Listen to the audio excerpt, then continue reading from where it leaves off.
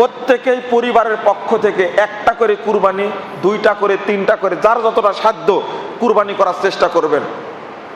ভাগা কুরবানি করার চেয়ে পরিবারের পক্ষ থেকে একটি করে কুরবানি করা উত্তম। আবার অনেকেই ফতোয়া দেয় যে ভাগা কুরবানি হারাম, চলবে না, গোস্ত খাওয়া হবে। এটা কিন্তু বাড়াবাড়ি, এটাও ঠিক না, এটা সম্পূর্ণ বাড়াবাড়ি। যদি কেউ করে তাকে বলা যাবে না ভাগা কুরবানি গোস্ত খাওয়া, কুরবানি হবে না ইত্যাদি কথা বলা যাবে না।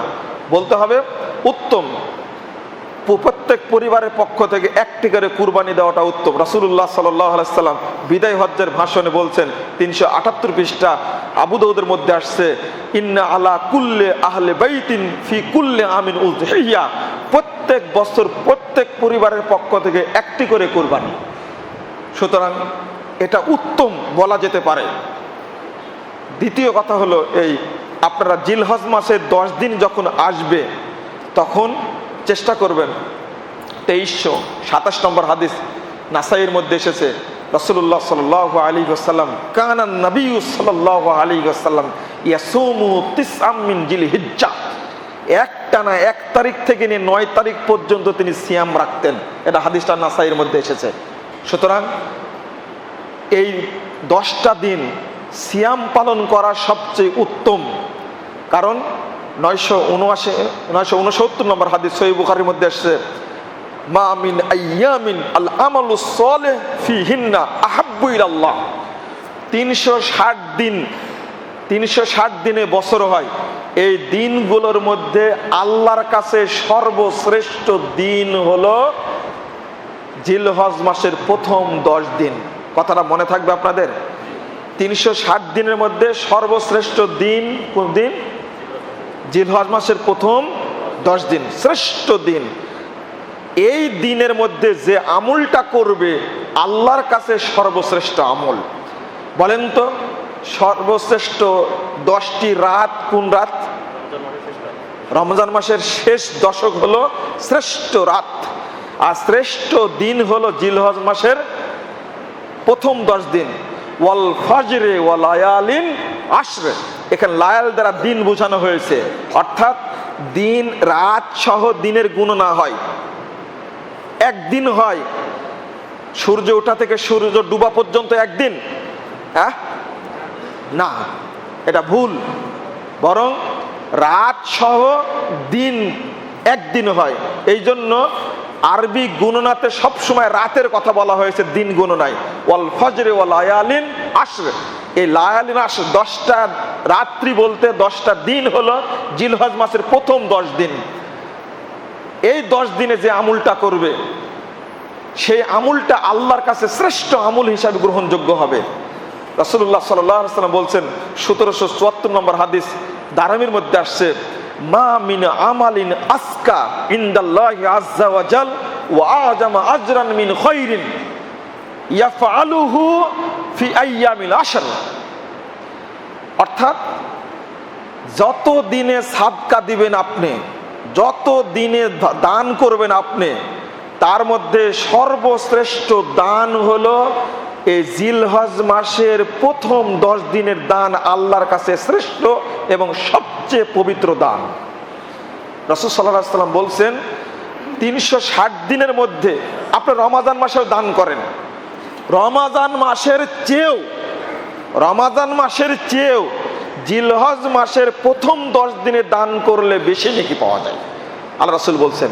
আর একটা হাদিস আসছে, আফজালু আইয়ামিদ দুনিয়া আইয়ামুল আশর, দুনিয়াতে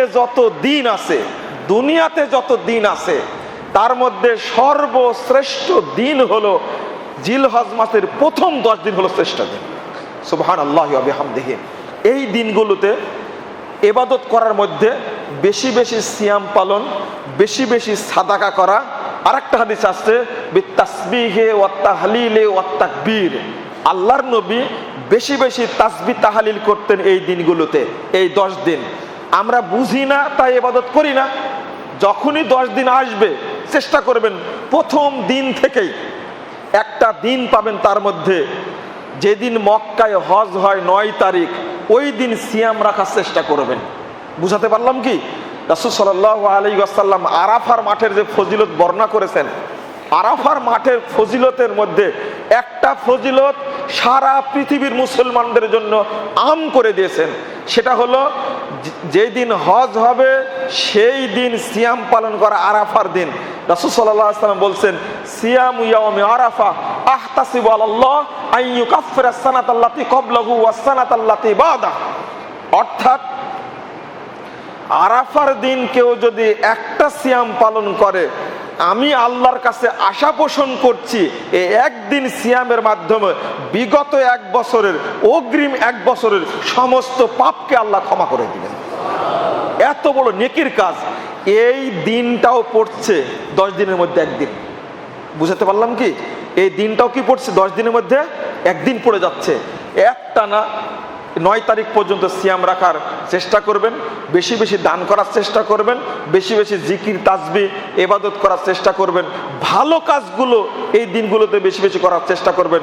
আল্লাহ রাব্বুল আলামিন আমাদের তৌফিক দান করুক, আল্লাহুম্মা আমিন। বেশি বেশি তাকবীর পাঠ করা, এটা কথা বলতে ভুলে গেলাম। বেশি বেশি এই দিনগুলোতে তাকবীর পাঠ করা যায়, যে তাকবীরটা আমরা বলি ঈদের দিনে। অন্য তাকবীরও পড়া যাবে, সুবহানাল্লাহ, আলহামদুলিল্লাহ, লা ইলাহা ইল্লাল্লাহ, আল্লাহু আকবার, আল্লাহু আকবার, লা ইলাহা ইল্লাল্লাহ, আল্লাহু আকবার, আল্লাহু আকবার, ওয়ালিল্লাহিল হামদ, এটাও পড়া যাবে। আবু হুরায়রা বলছেন, আবু হুরায়রা রাদিয়াল্লাহু আনহু, ইবনে উমর রাদিয়াল্লাহু আনহু বাজারে পর্যন্ত গেলে এত জোরে তাকবীর পাঠ করতেন, ওই তাকবীরের সাথে বাজারের লোকও তাকবীর পাঠ করতেন। এটা সহিহ বুখারীর হাদিস। সুতরাং আমরা বেশি বেশি আল্লাহকে স্মরণ করব এবং কুরবানিটা যেন কবুল হয়, আল্লাহর কাছে দোয়া করব, আল্লাহ যেন আমাদের কুরবানিকে কবুল করেন, আল্লাহুম্মা আমিন। হৃষ্টপুষ্ট ভালো দেখে কুরবানি করা তৌফিক দান করেন, আল্লাহুম্মা আমিন। আল্লাহ রাব্বুল আলামিন যেন এই কুরবানির কবুলিয়াতের মাধ্যমে আমাদেরকে জান্নাতুল ফেরদাউস দান করেন, আল্লাহুম্মা আমিন। আকুলু কাওলি হাদা আস্তাগফিরুল্লাহ লি ওয়া লাকুম ওয়া লিসাইরিল মুসলিমিন। গরু দিয়ে আকিকা হবে কি? আলহামদুলিল্লাহ ওয়াহদা ওয়াসসালাতু ওয়াসসালামু আলা মান লা নাবিয়্যা বাদা। একজন প্রশ্ন করেছেন, আসলে মাসালাগুলো আর 2 দিন পরে বলতে হবে, এখন বললে ভুলে যাবেন। তবে এই ফতোয়াটা দেওয়া উচিত। আকিকা আর কুরবানি একসঙ্গে দেওয়ার জাহেলিয়াত চালু আছে বাংলাদেশে, আছে না? জাহেলিয়াতটা চালু আছে। 5 সন্তানের আকিকা একসঙ্গে দিবে আর কুরবানি একসঙ্গে দিবে। আকিকা আলাদা জিনিস, আকিকাটা একবারে অত্যন্ত জরুরি সন্তানের জন্য। কুরবানি হলো সুন্নাত। কুরবানি আর আকিকা দুইটা আলাদা ইবাদত। এটা একসঙ্গে হয় কি করে? কথা বুঝতে পারেননি? এটা একসঙ্গে হয় কি করে? এটা মাযহাবী ফতোয়া, এই ফতোয়া মানা চলবে না। আকিকাও হবে না, কুরবানিও হবে না। যদি আকিকা আর কুরবানি একসঙ্গে দেয় তাহলে আকিকাও হবে না, কুরবানিও হবে না। অনেকেই বড় অনুষ্ঠান করার জন্য গরু দিয়ে আকিকা দেয়। গরু দিয়ে আকিকা দেয় না অনেকে? খুব বড় অনুষ্ঠান করবে তাই হাতি দা দিতে পারেন না? আপনার বেশি গোস্ত লাগবে তা হাতে কুরবানি করবেন, হাতি আকিকা দিবেন। কুরবানি গরু দিয়ে হবে না, উট দ্বারা হবে না। 2টা সন্তান, 2টা খাসি দিবেন যদি ছেলে হয়, মেয়ে যদি হয় একটা দিবেন। এটা হলো বিধান, অন্য কিছু না। ভেড়া দিয়েও হতে পারে। তবে রাসূল সাল্লাল্লাহু আলাইহি সাল্লাম হাসান হুসাইনের কুরবানি আকিকা দিয়েছেন কি দ্বারা? ছাগল দিয়ে। ছাগল দিয়ে আপনি আকিকা করবেন। গরু দিয়ে আকিকা হয় না, উট দিয়ে আকিকা হয় না। এটা মানুষের মধ্যে চালু আছে। অনেক মাসালা আছে, এই মাসালাগুলো আজকে বলার সময় নেই, সময় পার হয়ে গেছে। আপনারা চেষ্টা করবেন কোরআন হাদিস ভিত্তিক জেনে আকিকা এবং কুরবানি করার। আল্লাহ যেন তৌফিক দান করেন, আল্লাহুম্মা আমিন। আল্লাহুম্মা সাল্লি আলা মুহাম্মাদ ওয়া আলা আলি মুহাম্মাদ কামা সাল্লাইতা আলা ইব্রাহিম ওয়া আলা আলি ইব্রাহিম ইন্নাকা হামিদুম মাজিদ। আল্লাহুম্মা বারিক আলা মুহাম্মাদ ওয়া আলা আলি মুহাম্মাদ কামা বারাকতা আলা ইব্রাহিম ওয়া আলা আলি ইব্রাহিম ইন্নাকা হামিদুম মাজিদ। ربنا آتنا في الدنيا حسنة وفي الآخرة حسنة وقنا عذاب النار. اللهم أعز الإسلام والمسلمين، اللهم أعز الإسلام والمسلمين، اللهم أعز الإسلام والمسلمين وانصر عساكر الموحدين. اللهم انصر من نصر دين محمد صلى الله عليه وسلم واجعلنا منهم، واخذل من خذل دين محمد صلى الله عليه وسلم ولا تجعلنا منهم. ربنا فاغفر لنا ذنوبنا وكفر عنا سيئاتنا وتوفنا مع الأبرار. اللهم اغفر لنا وللمؤمنين والمؤمنات والمسلمين والمسلمات والأحياء والأموات.